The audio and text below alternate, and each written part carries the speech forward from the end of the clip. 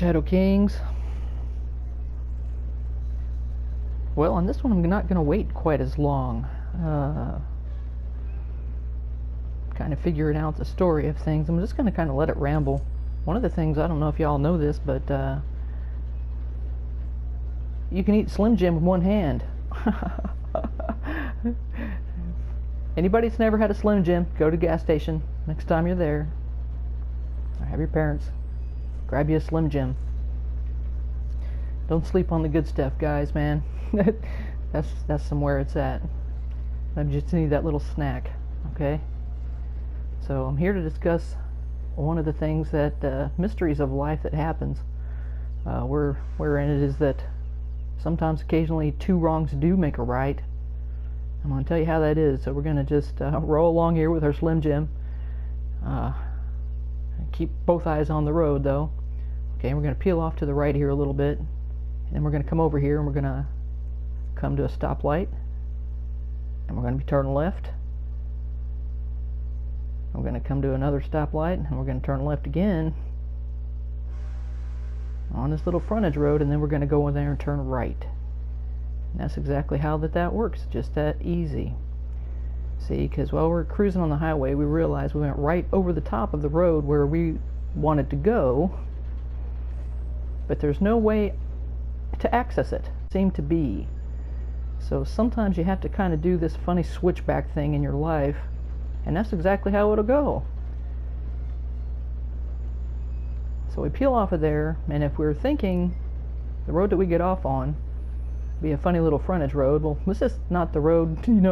I had a vision in my mind about where we were going, and this road I thought was going to take me there. This was the permanent, real deal. This is it, okay? Sometimes you can't get there from here, man. Okay, it's not, that road is just not going to get you there. No matter what you think, no matter what you got stocked up in store on it. And let me tell you, I stocked up a bunch of stuff, stored a bunch of stuff on a bunch of roads that didn't get me where I was going, but they all led me to here, which is the curious thing. So what I'm telling you is, when you travel on these roads, keep a lookout, because I get off on this, you peel off right, you get on the little frontage road, you're sitting at a stoplight, getting ready to turn left. You turn left onto a crossroad. Now, not all crossroads are crossroads, man. This is just a crossroad. It's a means to an end, understand? But if I was to stop the tape there and only show you that part, and we're going across this little bridge on this oddball rural road that probably goes into a town on one end and out in the middle of nowhere on the other end, but is the connector for the frontage roads on the sides of this highway, see? If I stopped the tape there and only looked at that part of my life, this really, in a hurt here. What it doesn't seem to relate to anything.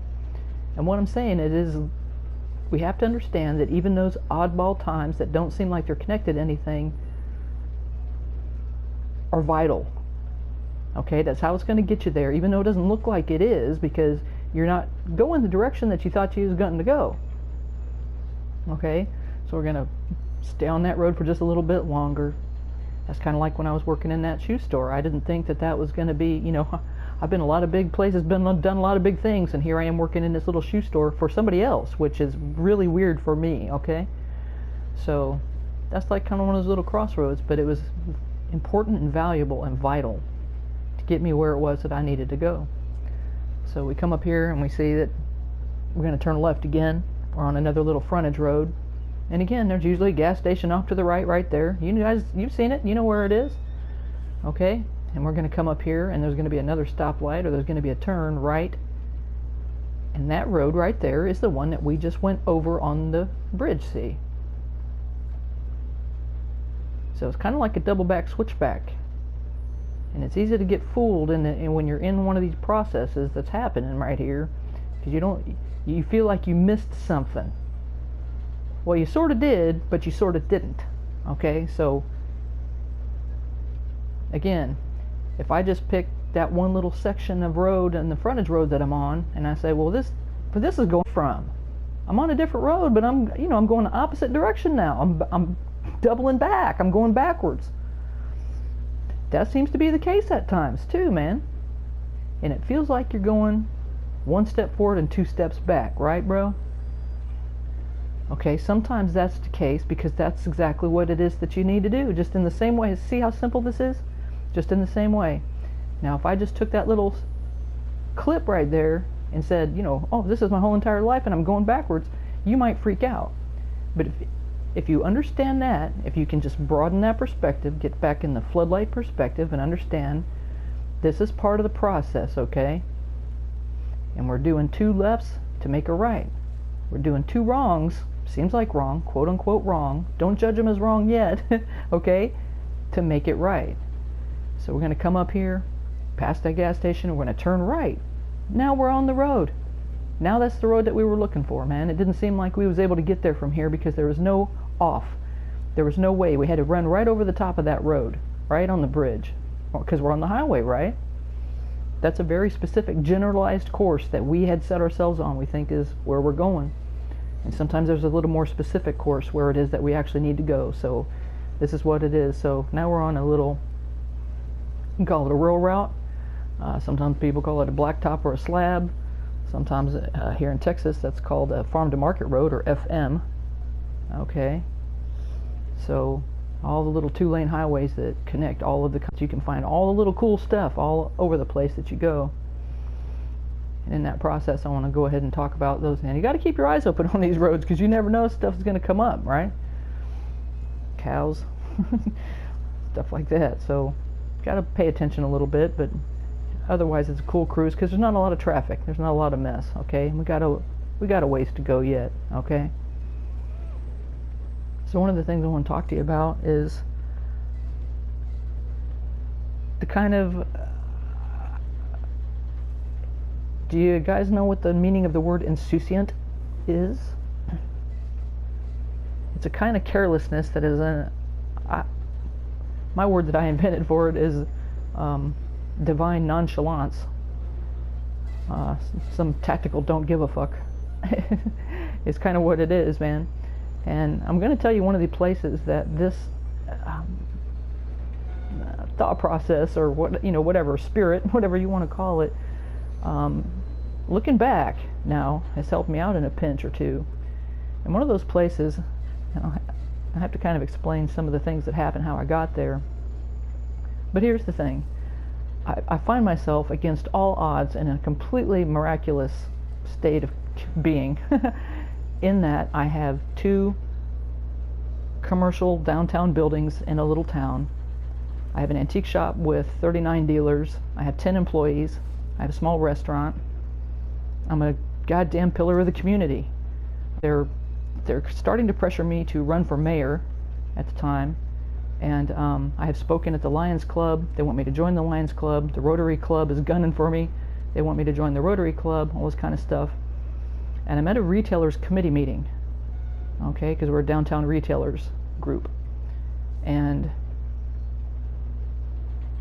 my input has always kind of ended up, I always had these kind of great advertising kind of campaign things that I did, and that started attracting a lot of attention from the local other business owners. Everything from like an Ace Hardware to had a guy that did really high-end men's clothing store. That was really nice. He had Arrow shirts. Anybody remember that? You know, high-class stuff. Dave over there. There was a carpet shop, all this stuff. So these are all the big heavy hitters. You know, the big fish in the small bowl. And man, I'm right in the middle of all of this. And how this happened in my life, beyond me. I never would have seen this for my life. And to boot, I had a great big huge Victorian house, very fancy Victorian house. I have got it all, man, all of it. You name it, I've got it. Great husband, marriage, everything. So I'm sitting at this retailers committee meeting, right? And so these advertising campaign, and we're trying to figure out, you know, spring is coming. We're trying to figure out what kind of we can all correlate consistently as a town, the retailers, and kind of have this cohesive, you know, sales pitch to the general county and world at large, right? So we're trying to kind of come up with ideas like that so we can kind of coordinate a theme which the town was really good about doing, man. One thing I'll say about that, small towns, you know, you can all kind of get and work together. I won't go into that. So anyway, you know, but I was just in one of those weird moods. Something was weird that day. I don't know what I had for lunch. I don't know. So anyway, you know, they're all looking, we're going around the table, you know, there's what, 18 or so people, you know, all the business owners, going around the table with different ideas, just tossing stuff out there to see what sticks. And all of a sudden, you know, I'm the youngest person of all of them there, and all, you know, it kind of came around to me, and I'm like, I was just in a really strange mood. And again, so there's this personality that's in me that I really wasn't aware of, but I just wasn't. So anyway, so I pop off like, well, I guess we could have a blow the stink off the town sale, right? Let's blow the stink off this town, man. It's like the winter, you know. And to my delight and surprise and curiosity, there was head nods all around. They were like, yeah, that sounds like we can make that work. You know, they're all agreeing with me. And okay, so, you know, antennas where it's like something weird, and it's like all of a sudden I'm like in the Matrix, right? And I understand that I'm in the Matrix, right? Okay, because I'm sitting there looking at these guys, and I'm like, as much as they all wanted me, and as much as I always wanted that in my life, and never thought it was possible for me in any way, shape, or form, guys. Never would have imagined that I would have been in this place, and I'll tell you why later. Something was weird about it. And I'm looking at them, and it's all of a sudden like they all became very much like cardboard. It's like that they were like cardboard cutouts of something that you might see in a movie theater of some superhero or the Hulk or whatever, you know, the standees. Every single one of them looked like that to me. And these are people that I knew and liked. Okay. I don't know if I mentioned to you guys that I got in a crew accidentally, and they're sending messages. There's a fight going on. I'm not doing that right now. So it occurs to me, this little voice, and again, that's that still small voice, right? That still small voice says to me, not one of these people would show up at your funeral except to say that they knew you. And at the same time that stung, because, you know, I'm like, no, but they really like me. I've earned this, right? You know, I also realized a motherfucking solid ass ring the bell true. For whatever it is, man, it was all about that game. It was all about the politics, and I just happened to be the popular wrestler right now. You know, the popular wrestler is the guy that's going to win. You can just about guarantee, right? And right now, I realize I'm that guy. And I realize how much of this is false. And I didn't know. Here's the thing. When they talk about the Lord's mercy, here's the thing. And that was on me that day also, because I didn't know that was the beginning of the end. It took almost another year, but almost a year is all it took. Okay, and this was up to about 8 years at this point, where I've been building this from nothing. I built these businesses, and again, that same little voice. There was a poster board in the window of this building, you know, written sloppy, you know, if interested, call this number. That's all it said. And I mean, you know, I driving, you know, on the brick streets of the downtown there. Like I said, it's a lot like Blackwater. This is kind of a small town like this, you know, 3,500 people, something like that. And I was like, what the hell? Why? What I got to lose at this? You know, just curious. Okay, so again, there was that same entity, and he was with me in the beginning. That just like, I don't know. Just curious, just see. Let's just see. Here's that same 8 years later, 7 years later, 8 years later, telling me a truth that is very painful, considering I spent the last 8 years building everything that I've built here against impossible odds. I started with those buildings with nothing.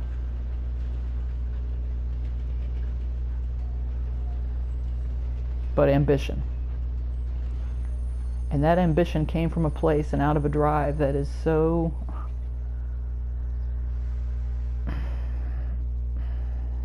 man, I made everything out of it. Fertile, what I'm going to say, I guess, for lack of a better word to put it. But how that I got that was by putting a one of me away that needed to be put away for safekeeping, I guess. Started when I was about 9. And I distinctly remember that moment, and this moment has come back to me last night. I was just trying to go to sleep, and it came very, very clear to me, man, and it hit me like a ton of bricks. And next thing you know, I'm in tears because the truth of it, again, and it hurts because I realize a me that I put away, and I realize why I had to, man. 9 years old is when I got my balls out and got busy, okay? Then it's based on some things that I may eventually tell you guys how that it is that happened, but that's when my mustache started growing, and I got my shit together, and I started making things happen, because at that time, at 9 years old, what my plan was at that time, because it was requisite for me to think of these kinds of things, and again, that applies to actual things that were happening in my life at the time. My understanding of how my life would go and how I saw fit for it to go was that I would probably work at some place like a Dairy Queen or something like this, because that was the limits of the kinds of things that I knew, because that's where my mom worked. And then I would, get to be about maybe 45 and die, because 45 just seemed ancient, like what? Because I had already decided at that point there was no way I was having kids. Absolutely not. I decided that firmly at 9 years old that was not for me. And again, there are reasons, which someday I may go into. And there was a very specific turning point in the driveway of the house that we lived in, and an event that was life-changing for me that happened there. Me and 2 other little consciousnesses came to an understanding, and I made a radical decision about my life, and I got up and I went about my business, because I didn't really have a choice.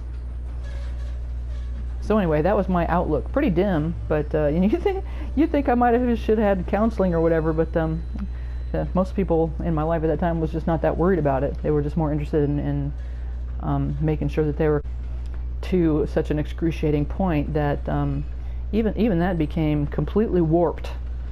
And the thing that I'll say about that is, it's amazing how much of excruciating pressure that you can live under and survive. But the thing that you learn how to do then is, and the thing that you learn, and here's how I became a Shadow King. Sometimes the only way to go is down to avoid that level of pressure. Make sense? Is that logical? Okay. And that's how I learned to cope with these kinds of things. That's how I managed to do that. So when things get dark and things get weird, to this day, I don't know, to me it's kind of in a twisted way, because I have a twisted perception of a lot of things, it's kind of a comfort, to be honest with you, that level of pressure. Because it was familiar to me. It became a place of security and comfort, a place that I could do something about. You understand? So we learn to function in whatever environment that it is that we're, dare I say, chronically exposed to. But yeah, that's just how it is that I grew up. So it became second nature to me. And it wasn't until many years later that I understood that not a lot of people function this way, and they have a lot of trouble functioning in this way because they see that either the pressure or the lack of pressure is disorder, and they feel like they're backed into a corner, and they feel like that there is no way out, and they're not considering the richness of the depth, because we're, I guess, conditionally exposed generally to not want to look to the negative side or the shadow side or into those kinds of dark, delving, deep places that feel like hell to most people, whether that's isolation or loneliness, whether that's in a full fit of resentment or depression. You know, don't let anybody tell you that these things don't have value, guys, because they do. Okay, so if that's the thing that you're going through right now, have some heart in it, because I'm going to tell you, this particular nightmare fuel is a really rare commodity. Okay? And I'm going to try to teach you how to think of it that way, because some of the most powerful influence and fuel that I have ever found is in these deep, dark, rich caverns of experience. And part of the reason that I'm here and part of the reason I'm doing this is to tell you that that is so. So that it is that if you're going through one of these dry spells, or you're going under one of these excruciating times of intense pressure, or you're going through one of these times of absolutely debilitating loss, how that it is that you're coping with those things, you're going to learn a lot that's going to help you going forward in your life, and it may be absolutely critical, absolutely vital. So try to step out of the immediacy of the intensity of the pain of it. Back out a little bit, make it a little bit more generalized. You don't have to wait until hindsight 2020, like what I'm doing, okay? See, at the time that this happened, and I said it's the beginning of the end, with my antique shop and everything, I'm sitting at the retailers meeting, right? I didn't know these things back then. So I underwent all of the, because trust me, here's the thing. Within about a month or a month and a half or so of that, the economy was doing some really weird things, and next thing you know, broccoli, right? Broccoli is $4 a pound, Jack. And my chef, who was a very close friend of mine, who is, managing and directing the restaurant for me, he's the kind of heading the restaurant that's attached to my building. I've got the antique mall and the restaurant, and he's running that. Every meal that he's wanting to serve has broccoli in it. The most expensive thing, like strawberries weren't even, but they were ridiculously expensive too right now. I remember going to Sam's Club, every night we'd get off work, 7 o'clock at night, and then run to Sam's Club 45 minutes away and go get all the stuff we needed for the restaurant the next day, and then I would come back and do paperwork, and I would get up and slam the shit and do it again. You wonder why I'm drinking 4 pots of coffee a day. This is, hey, I've got it all, right? Okay, so I did. So next thing you know, we're hemorrhaging $2,000 out a month loss. Well, you don't have to be a math whiz to figure out. You can't. That's unsustainable at any level of business venture. So the thing that I have built over 8 years, and all the safety nets and all the safety ropes and all the safety mechanisms and all the redundancies and everything, man, they are just falling to hell. And as much doing as I could do, man, I tried to reason with the guy. I remember writing it out. I put it on the fridge. I have these big commercial fridges that I have bought, which I never thought I would own these things. I had a beautiful Viking range. Man, I paid $4,000 for this Viking range, a $10,000 Viking range, right? Spectacular stuff that I had made happen from this little kid who was convinced that they would be working at a Dairy Queen and dead by the time they were 45, because he didn't see any reason to go on beyond that. And yet here I am. So I'm trying to convince my restaurant manager, don't, back off on the broccoli, bro. We can't keep shelling, the antique shop is making up the difference on some of it, but $2,000 a month going out, I'm going down $2,000 a month. Unsustainable. Well, this continued one way or another, and things just happened. I don't even know the kinds of, I can't even begin, I don't even remember. When they talk about past lives, right? This is what I'm telling you, because I couldn't be farther the person that I was then from the person that I am now. That is an entire whole, that 8-year, 10-year period was a whole life. Building it, doing it, running it, and I was set, man. I was convinced this is what I was doing, and it would have been, that's a good plan. I had good businesses that would have carried me well. Like a lot of my antiques dealers were in their late 70s. But they still do it as kind of a hobby and to get them out and to, engaged and stuff. I said, this is a perfect plan for me going for the rest of my life. And I had an amazingly beautiful house. For someone who grew up in military base housing, I've got this rich expression of one of the most incredible designers, Barker, house designers at the turn of the century, and have one of his houses. And I've made very careful, to follow all of the historic impulses that come from that and restore the house, not just putting drywall and modern conveniences in. We kept the things that was very important and valuable to me, and learning about this community in which I lived and all this stuff, because I never had a home base. We were military kids. We never lived anywhere longer than 2 years. Something like 12, 14 months was usually the longest, man. That's why, so all over the place. So here that it is, I've lived in this house and built the community, the restaurants, the business. I've also built a Chinese restaurant there in the community. Did a lot of other things in the community. So all of a sudden, things just start falling apart, man. And it's one thing after another, and it's the next thing after another.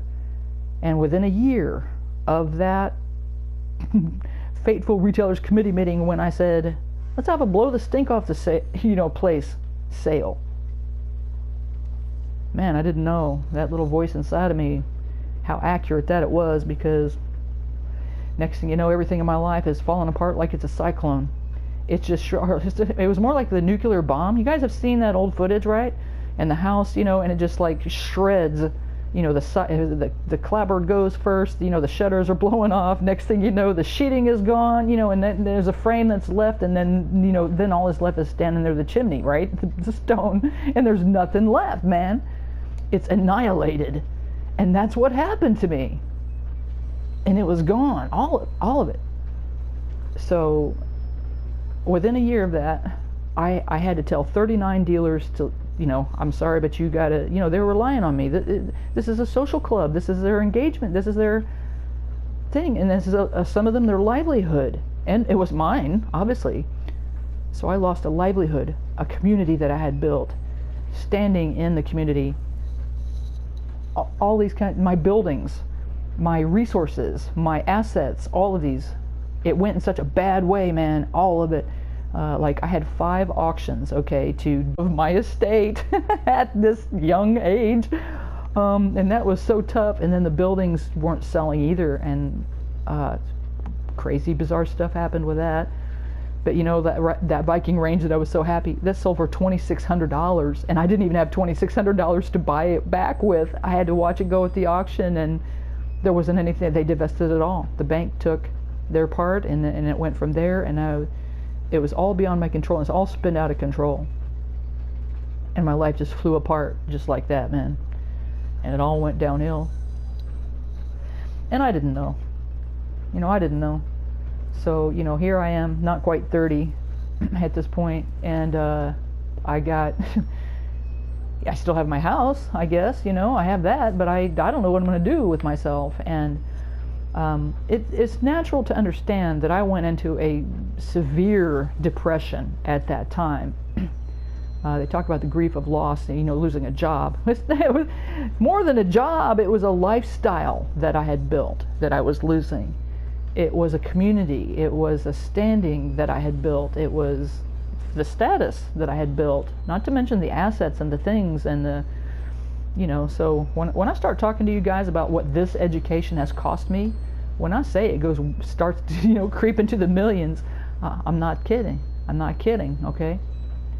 And what I'm going to tell you is, it's worth every dime. And it cannot even be equated in cash. Here I am telling you guys this story, and as devastating, as tragic as it seems, because I've done my shadow work on it, and understanding the richness and the value of it, understand that it has greater value, what I'm doing right now, than all of those assets, which, like I said, one of my favorite sayings is, the first $250,000 is the toughest, okay? It ain't no thing, man. The thing I understand now is money happens. Okay, that shit just happens. Okay, but understanding in the light of wisdom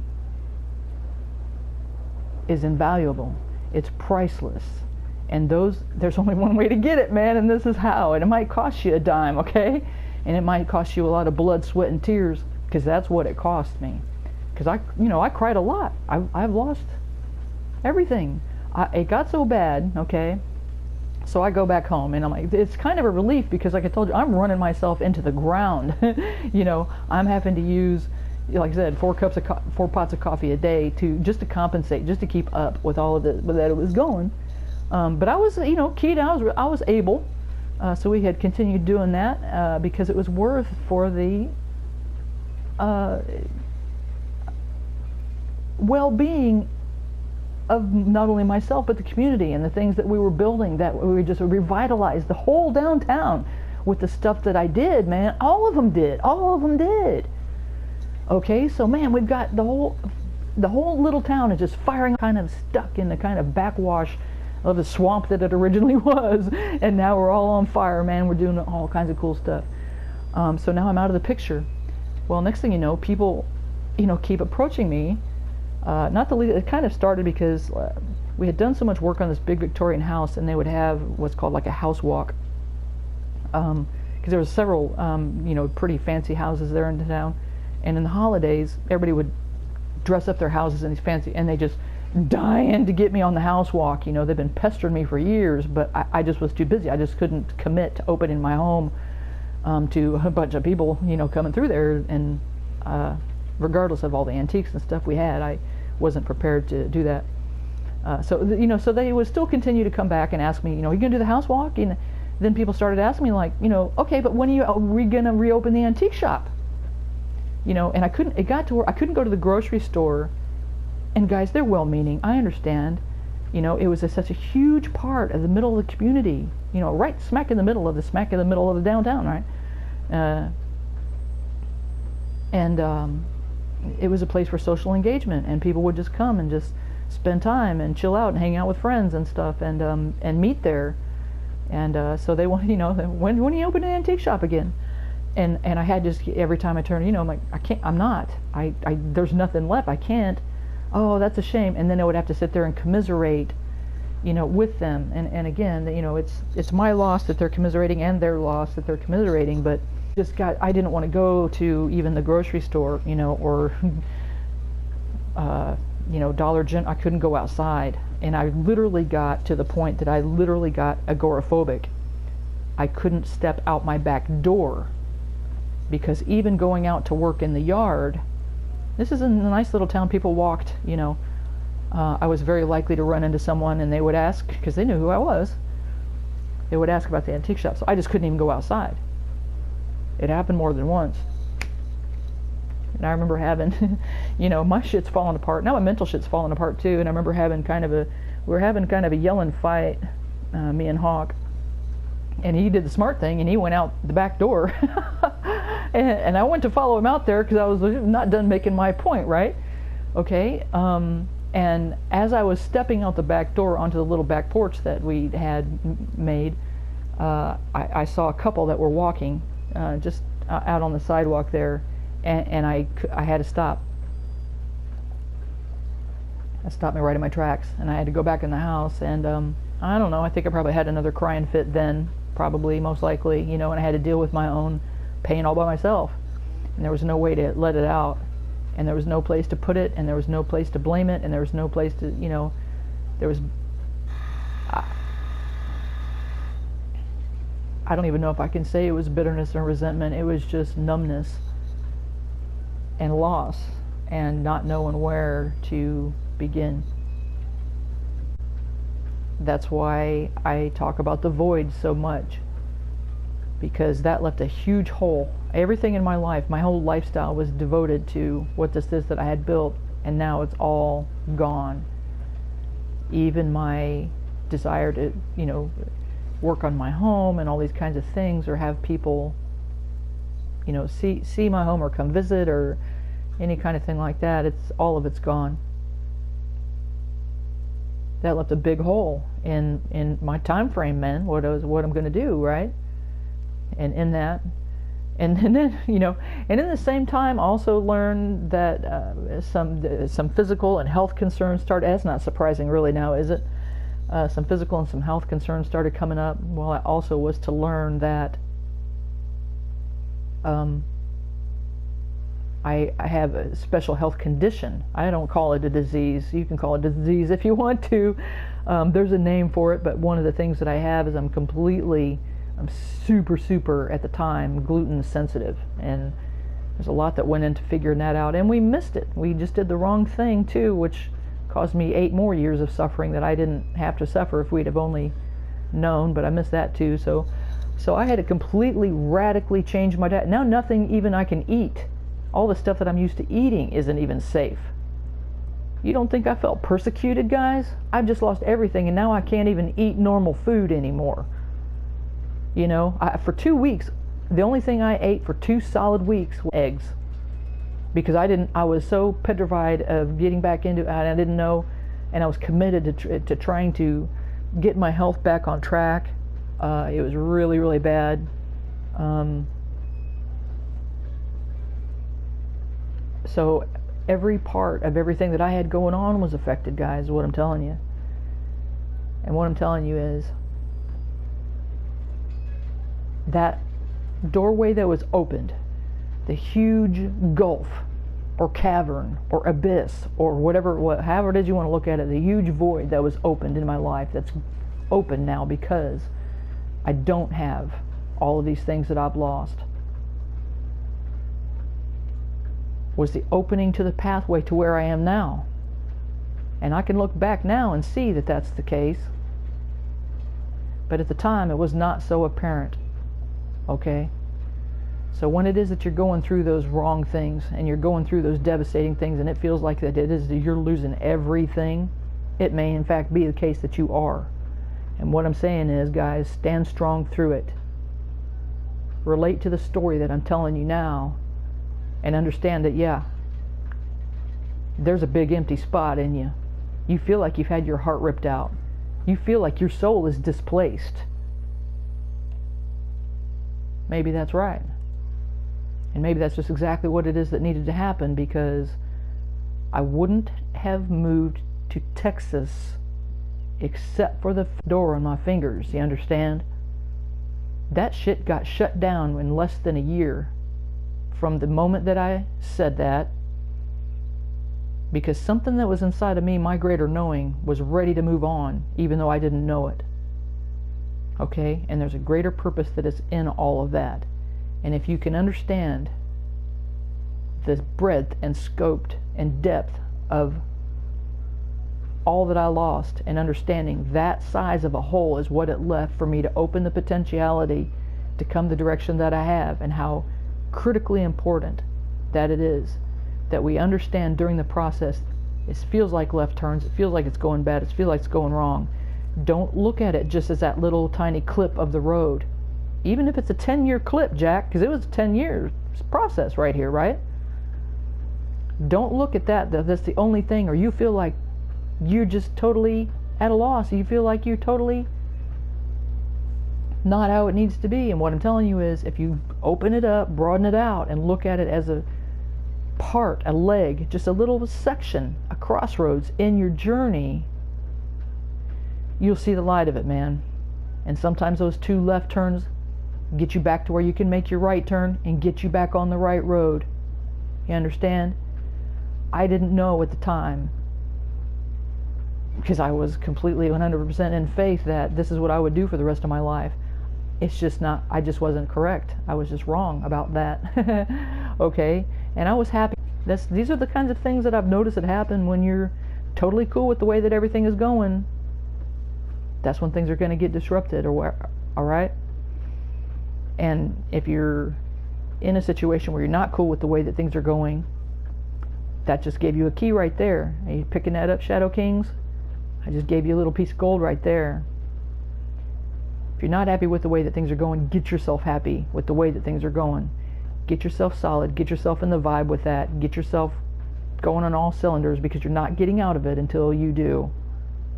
this is the thing that you're just gonna have to trust me on this, that I've learned consistently, both ways, the hard way and the easy way. Okay, the accidental way and the deliberate way. I figured out, man, you have to be vibing on all cylinders with that thing and be kind of stable in that vibe, and then things are going to shift for you. Okay, and they're not going to shift until then. There has to be that kind of homeostatic alignment, a line-up, before you can shift up into that next gear. Okay, so try to begin to get good at being happy with whatever situation that it is that you're in, man.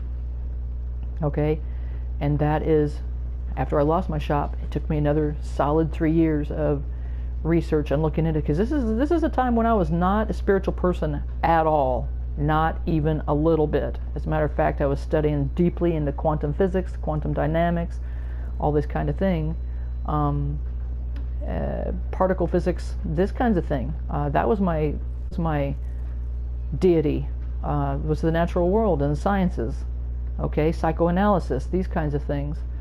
I was very interested in those kinds of pursuits, and started doing a lot of studying then at those times. And like a lot of other great sciences, they start approaching very soon, whether that's Albert Einstein or Carl Jung, either one, take your pick. It starts becoming to a limit as to what their science can explain, and then we start getting into the meta-science of it and the metaphysics of it, and unfortunately they unravel and lose all their credibility, like Albert Einstein did, and Carl Jung a little bit, if you want to put it that way, as well. Went from archetypal ideas to then he was seeing a seer and these kinds of things, to explore these metaphysical realms and how they affect our consciousness. So what I'm telling you is I believe that all those things are tied, and there's no two ways around it, and they're not exclusively mutual either, please understand. Okay, they were not mutually exclusive, is what I have learned. See, I used to see things very black and white, and now I see things kind of on a spectrum. Okay, and very often things that we think are polar opposites are actually two sides of the same range. Okay, very close. It's other side, opposite side of the same coin, guys. And I guess I'll say more on that next time. I was hoping to get to that, but I thought I'd give you a little piece of encouragement that it is that if you're going through and you feel like you're devastated and have this loss, please understand you may just be doing a switchback. Please understand that there's some part of you that's inside of you that doesn't care. And find that place where it's like, what the heck? What's to lose? You know, with just faith believing. You know, I say make believing. How about faith believing? Let's just go ahead and roll with the idea that maybe this is all working out in perfect timing. This is perfect timing, even though it looks a little bit shady right now, man. It's just a weird crossroad, and I'm okay. And one of these days I'm going to look back on this and laugh. Even if you have lost everything, even your diet that you're allowed to eat, your food you're allowed to eat, man, because I did. That's how much I lost. And what I'm telling you is it's one of the most valuable things that I ever have lost and walked away from, because of all the space that it cleared and the space that the new things that I started building going into it. And that's what it is that I want you to know. Start looking around for what it is that you're supposed to build next, because one of the things that I built was an entirely new dietary lifestyle that was much more conducive to the direction that I was going with my life. And those things started falling into place for me. What was once very difficult, with the gluten-free diet and all this kind of stuff, it was very considered rare and unusual, you know, and the more I learned about it, the more it kind of picked up, and now it's kind of a cult thing. Everybody kind of does that thing, so it's welcome, it's popular in the mainstream. That worked out really well for me. 10 years figuring that out. What I'm saying is, I'm healthier and better now than I ever would have been had I continued down the path that I was going, which I didn't see was doomed. So have faith that somebody is taking care of you, somebody's looking out for you, man. And if they got to wreck your shit to get you off the path that you're on and get you on the right path, they'll do it. Ask me how I know. Alright? So take courage. Power to you. I hope this puts a little Slim Jim in your pocket. and keep riding. Shiny side up, Shadow Kings.